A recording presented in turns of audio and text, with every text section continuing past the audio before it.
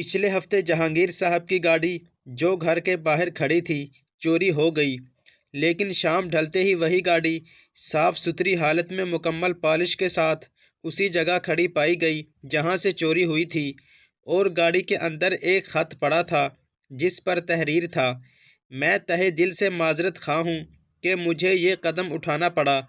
میری بیوی کی ڈیلیوری کے بعد حالت تشویشناک تھی۔ مجھے کچھ سمجھ نہیں آ پا رہا تھا کہ کیسے اسے ہسپتال پہنچاؤں۔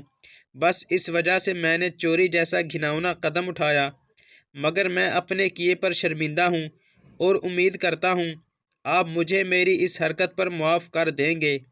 میری طرف سے آپ اور آپ کی فیملی کے لیے ایک عدد تحفہ، آج رات کے شو کی ٹکٹیں اور ساتھ میں کچھ کھانے پینے کی چیزیں بھی قبول کیجیے۔ یہ سب اس مدد کے بدلے میں ہے جو آپ کی گاڑی کے ذریعے سے ہوئی۔ جہانگیر صاحب یہ سب پڑھ کر مسکرایا۔ بغیر محنت گاڑی بھی دھلی دھلائی ملی اور مفت میں رات کے شو کی ٹکٹیں بھی۔ رات کو جب فیملی فلم دیکھ کر واپس آئی تو ان کے گھر کی ڈکیتی کی واردات کی جا چکی تھی۔ پورا گھر سامان سے خالی کیا جا چکا تھا۔